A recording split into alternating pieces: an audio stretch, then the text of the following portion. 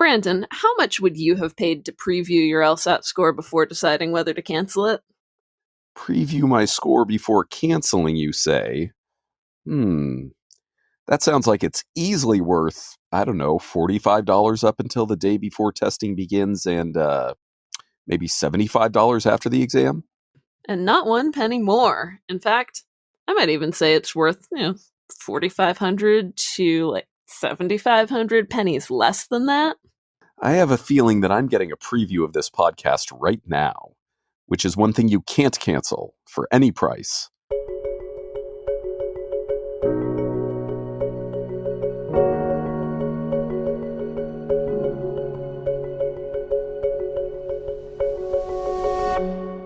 Welcome to The Legal Level, a podcast from LSATMax. I'm Jelena. And I'm Brandon. We're your companions on the road to the legal field, whether you've just started thinking about law school or you've already passed the bar. What are you, a lawyer? The Legal Level is available from Apple Podcasts, Spotify, Stitcher, and wherever you're listening to it right now. If you're enjoying the podcast, don't forget to subscribe and tell a friend. And as always, if you have questions about this episode, you can talk to a 99th percentile LSAT instructor by texting LSAT to 310-818-7743. Or, if you'd like your question to be on the show, just email podcast@testmaxprep.com and we might answer you on the air. At the top of the show, we teased a recent development in LSAT land, the score preview. It's important news, and we will fill you in on the details later in the episode, but it's not as important as the social upheaval we've seen recently.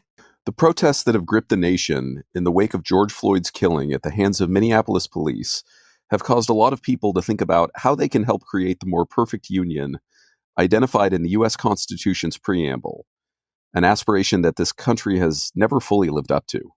For more than a few of our listeners, their path to helping create a more perfect union leads through law school. And for us at LSATMax, our contribution is helping social justice-minded students along that path. That's why we're really excited to announce our Justice in Action initiative.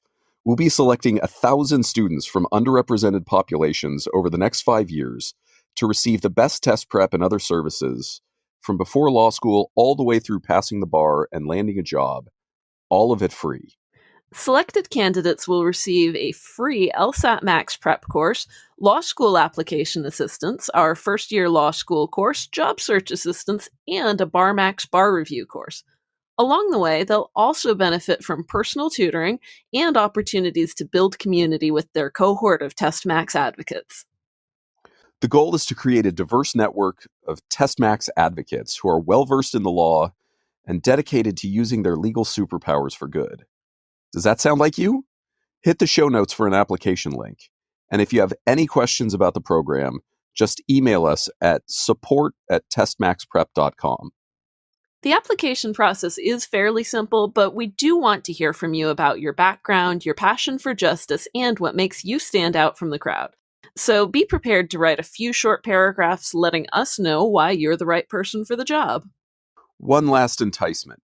We'll regularly have program participants on the legal level as they make their way through applications, law school, and beyond.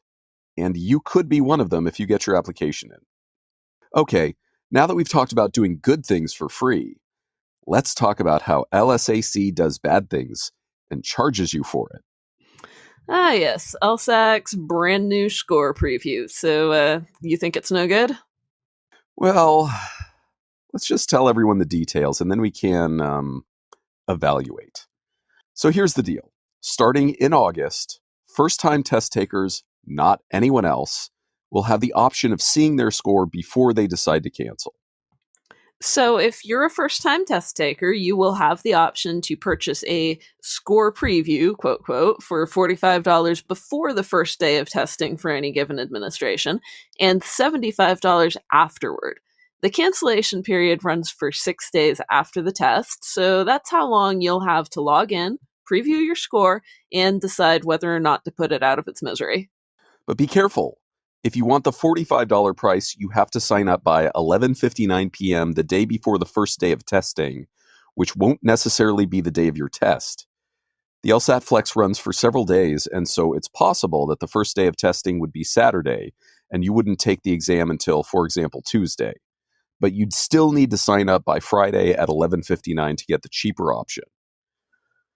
Okay, now that we're all on the same page, Jelena, what do you think? Is it worth it? I mean, if you're the kind of person who $45 doesn't mean very much to you, sure, maybe throw LSAC another almost half $100 that they don't need. But honestly, I mean, I think for most people, this is really just another money grab by an organization that is, in some way, I guess, responding to public pressure. People enjoyed this score preview option when the one time July 2019, time has no meaning. It was July 2019, right? Is this what day is this? The first test takers to take the digital LSAT did get this score preview option so that they would feel more comfortable being essentially guinea pigs for LSAT's digital transition. And people liked it. People have been clamoring for them to bring it back, given the unique stresses of the change to the lsat-flex and the global pandemic. People want it. But honestly, I don't think it's going to make an impact on your admission chances, because I can't see an admissions officer seeing, say a 175 on your score report and that you got a 156 3 months before and thinking, wow, this student really should be judged by that 156, rather than thinking, wow, this student really buckled down, studied, and improved their score. I don't know. What do you think? Yeah, I feel pretty much exactly the same way. I mean, as far as people clamoring for it to come back, I think it's wonderful. And I think what you and I are, and what everybody else is complaining about, is the fact that it's a windfall for LSAC, and especially the fact that it gets $30 more expensive the second you've actually taken the exam, and now the pressure is on. As far as, is it worth it? Is canceling your score worth it? The conversation I have with my students almost always ends in, you could cancel if you want to, but you probably do not have to. And it's really for the same reason that you were pointing out. And this is the way that I think is important to look at it, which is LSAT scores are important for law schools in that, and I mean, not only this way, but in that they report those numbers, they report an average of scores to the American Bar Association, and that's a big way that ratings agencies like US News and World Report, for better or for worse, decide what's a better law school and what's a worse law school. And they only have to report one score for you. And so if they see multiple scores, and many of them are not so good, and one is well above their median, then you're still doing them a favor by applying if you have that one score that's above their median. And so if you cancel the score that you didn't like, if you don't cancel it, if you got a chance to see it before and you cancel it, I think for the vast majority of people, canceling just really is not that important. And so if you don't want that score to go out to a particular school, if you know you did badly, or if you take this opportunity to see how badly you've done, sure, cancel it. It's fine. But I really think, like you were saying, there are very few, if any, admissions decisions that would be different between canceling a score and not canceling a score.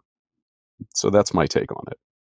Yeah, and I really agree with your point about how the problem with this is not only that they're charging extra for it, but that they're hiking the price if you don't make the decision before taking your test. I mean, that is just outright exploiting the fact that they give you a very stressful test where things can and do often go wrong mid-test, whether with the technology you're using now for the remote lsat-flex, with a proctor who just stresses you out, with your own body, your own stress level, your own ability to focus. And I would say, I mean, all of the students that I have tutored for the LSAT, I can think of one who called me after her test and said, hey, I feel like it went pretty well. Everyone thinks they did horribly the day of their LSAT because they're stressed out, they're tired, and they're also terrified because in our instant gratification world, we're not used to having to wait to figure out how well or how poorly we did. So everybody right after taking the LSAT is going to be like, oh man, I blew it. I need to go spend that $75 and I need to preview my score and decide if I'm going to cancel it. When in reality, there's really a decent chance that they probably did about as well as they typically do on practice tests. And if that's the case, there should be no surprises with their score. Yeah, I found when I was studying that how I felt about a particular practice exam that I took, or even the times that I took the real LSAT, my estimation of my performance was just totally divorced from my actual performance.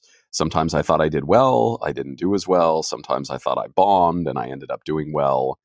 And so again, and to belabor the point, I mean, it's just really making money off of test anxiety. But I mean, when you're a monopoly, where else are you going to go? The GRE? Ha! Yeah, I mean, honestly, I think a lot of this is LSAC looking for new revenue sources at a time where maybe test takers are down. Maybe they're not making money in their traditional way of simply charging for the test and charging for credential assembly service, because honestly, like where we live in Los Angeles, I think the unemployment rate is still something like 35%. So who has $180 to spend on the LSAT anyway? And they may be giving out more score waivers. They've got their new kind of LSAT-flex hardship assistance going on, where for some people they're actually shipping them laptops. For some people they're actually booking them hotel rooms to take the LSAT-flex in. So maybe this is just their way of extracting a little bit more money from those who can afford to pay. To in the most benevolent light that I can possibly see LSAC is that they're essentially using wealthy students to fund the additional expenses of giving fee waivers and hardship assistance to the poorer students. But they're also probably funding some salary bumps for themselves. I'm sure. But you do make a good point in that, so many of these like perks that you get to pay extra for end up just making it easier if you're a privileged student and harder if you're not. But with something that we have agreed upon is as probably useless as this is, if you have the money to fritter away on it, and it's, helping with those hardship assistance programs that LSAC is doing, that's great. I'd love to see how their salaries turn out at the end of the year, but I don't think we get that information, or at least I've never seen it. Yeah, unfortunately, they are not like public universities required to report their salary expenses. Not that that has stopped public universities from having exorbitant salaries on their staff, but at least we get to find out about those. Yeah, more transparency is a good thing. I guess there you have it. Good or bad, LSAC is set to take a ton of money off of students' testing anxiety. Oh well. The anxiety tax, just yet another tax for LSAT takers, and this one focuses on an issue that almost all of them have, so should be a windfall. One more LSAC announcement before we move on to a listener question. As expected, LSAC has announced that the August exam will be an LSAT-flex, meaning there are still new in-person testing options. And there's a strong feeling that it won't be the last flex either. So if you're not already taking your practice tests in flex mode, now might be a good time to start. But let's forget all that scary pandemic stuff for a minute, because it's mailbag time. You've got mail. This question comes from Stuart. He asks, what's the deal with logic games questions where they ask you to replace a rule? I have no idea what I'm doing, so I just skip them. Jelena, I know you have a great approach to these questions. Care to explain rule replacement questions and share your wisdom? Okay, so first of all, Stuart, you're not necessarily wrong to skip them if you're super low on time and you still have full games to do on your test. Maybe move on and at least do the elimination question on the next game before returning and doing the rule replacement.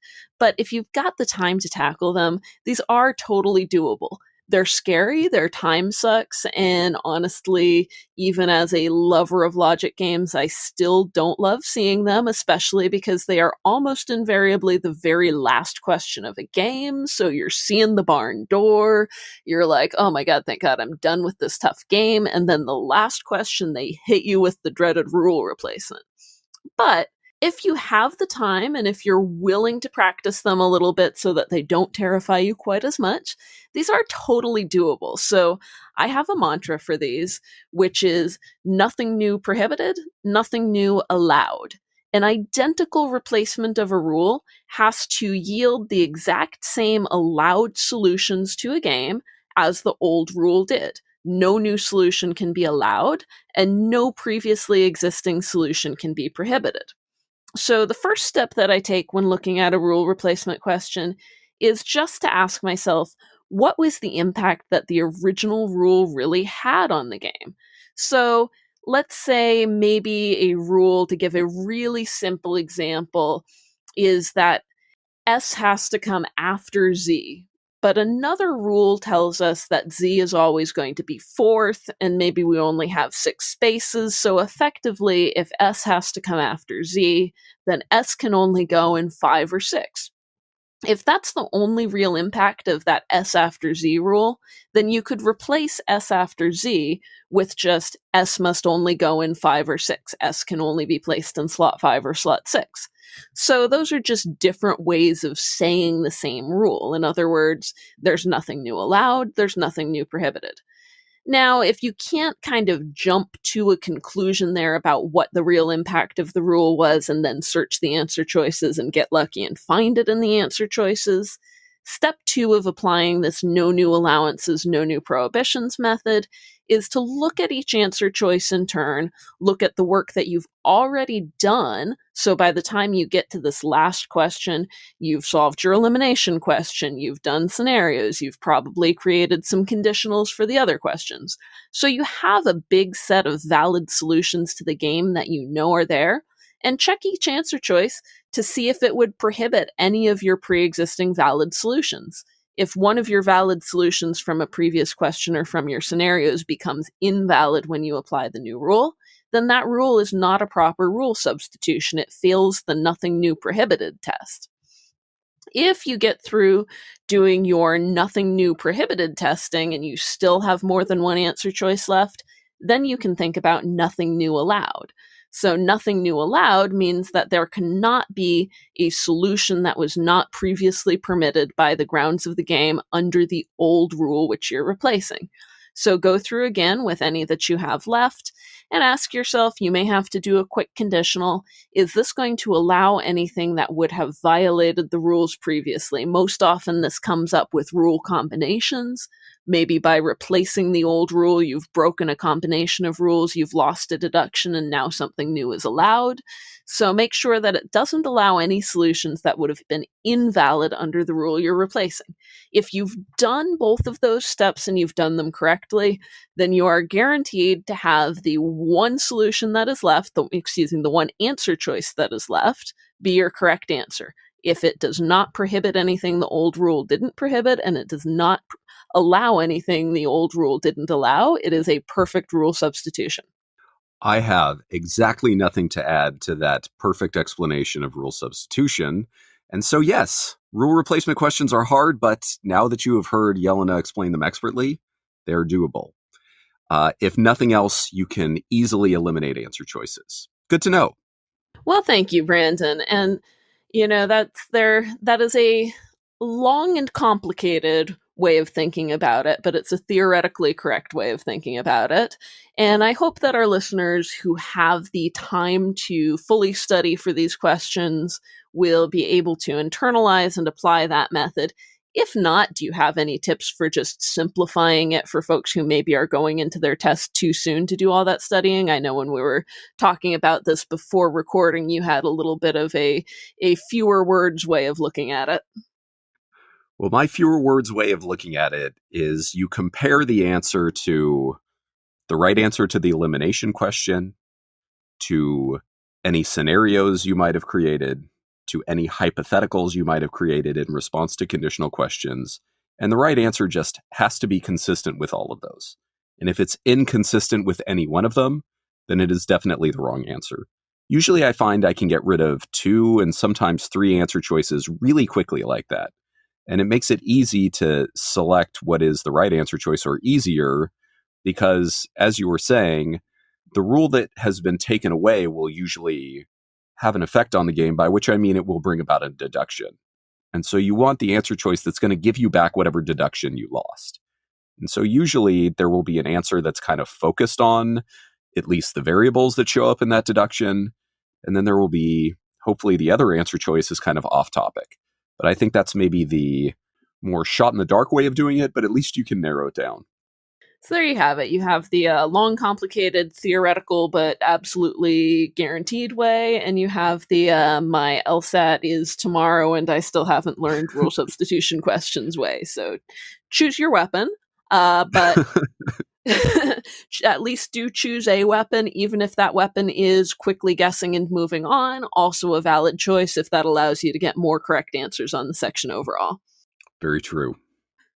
Before we go, I just want to remind our listeners from underrepresented populations to apply for the LSATMax Justice in Action initiative by visiting the link at the top of our show notes.